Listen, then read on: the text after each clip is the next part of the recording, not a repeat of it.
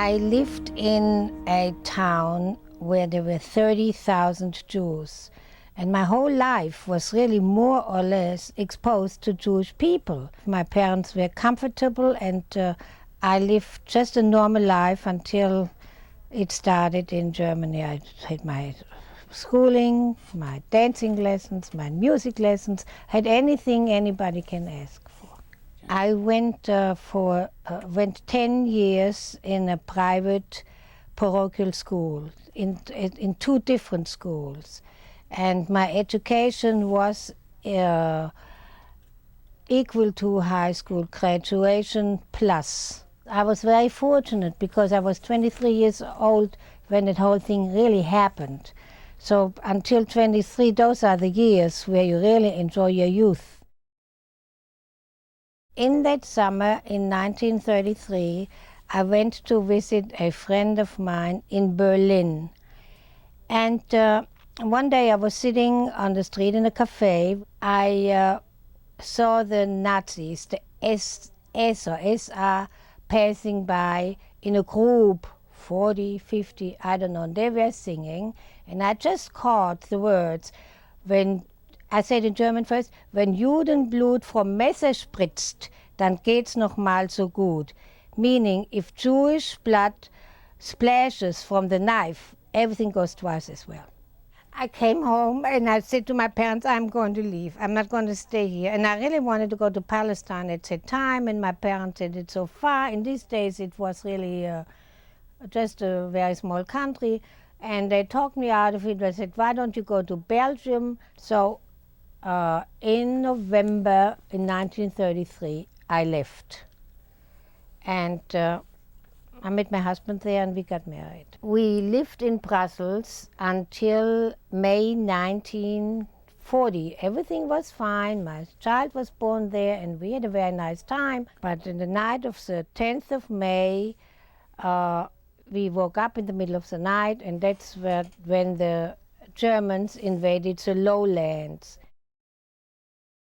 We went in the car and we were trying to go to the coast.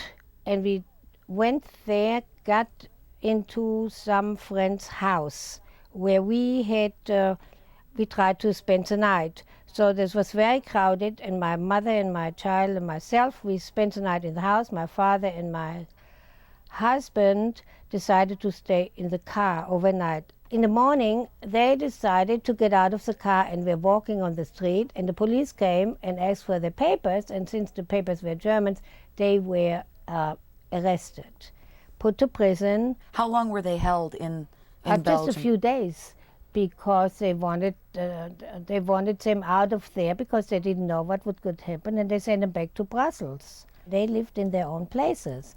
And in the beginning, it was all right for them. But then, little after little, it got worse, and my husband finally, through some false papers, he could get out. My father didn't want to leave until my mother would come back, which she did, also through false papers. We struggled along. They took us to a concentration camp, Gurs, they called it. And we've been there from end of May until the middle of September, and we were just lucky that we could get out. My mother went back, and my husband came to find us. When my husband finally met me, we tried to get to the border. And at the border, they were telling us we can't leave. We went again, and somebody told us, there is somebody, if you bribe them with 100 gold dollars. We gave most of what we had to those people, and we went to the same place where we went first. And when our name was read, they let us in. They let you into where? Spain. We thought we were done. He had a visa, a transit visa through Portugal, go to South America, but that second visa was a false visa. And I think it was the only time I ever said to my husband, I think we better kill ourselves. We couldn't get out. We didn't know what to do. And there were a few other people in the same boat like we were, and we got together every day. And we said, how are we going to do that? One day somebody said, if you can put down so much money, you can get a visa to Havana, to Cuba. And of course we were in touch with the Mays, and my father had some money in Nashville, which he wasn't supposed to, of course. And they put the money out for us. And then on the 19th of May, a year longer, in 1941, after we left, we sailed to Havana and stayed there for a month until we could get our American visa. I was very, very happy that I could start making a living again and living a normal life once more. We struggled for a long time because we couldn't take any furniture, we couldn't take any money, so we really lived what you call from hand to mouth.